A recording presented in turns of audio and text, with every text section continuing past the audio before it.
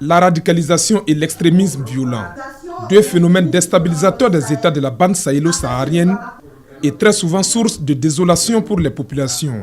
Fort de cette conviction, le G5 Sahel et l'Union africaine mènent la réflexion depuis quelques années en vue de dégager des stratégies de lutte contre ce qu'ils qualifient de fléaux. Après les débats menés sur la question à Bamako, Nouakchott et Niamey, l'heure est venue pour les experts de confiner le fruit de leurs réflexions dans un document qui servira de référentiel pour les États et qui indiquera les leviers sur lesquels s'appuyer pour lutter en amont contre le terrorisme. L'arme du développement, c'est important.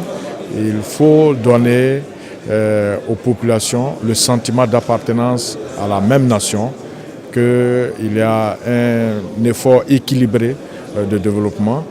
Il y a aussi l'arme du dialogue, dialogue de culture, dialogue de religion et toutes les autres actions, en tout cas de sensibilisation, pour que les populations ne s'adonnent pas à ces pratiques de radicalisation et d'extrémisme violent. Le financement des projets de développement en faveur des populations vulnérables et l'équipement des forces du G5 Sahel sont entre autres recommandations de ce colloque. Des recommandations qui nécessitent la mobilisation de ressources financières importantes certes, mais indispensables selon les experts pour la stabilité et le développement de la zone sahélienne. Fort ou pas fort, l'État, les responsabilités de l'État ne changent pas.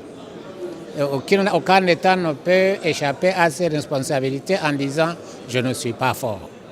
Donc il faut seulement adapter les stratégies.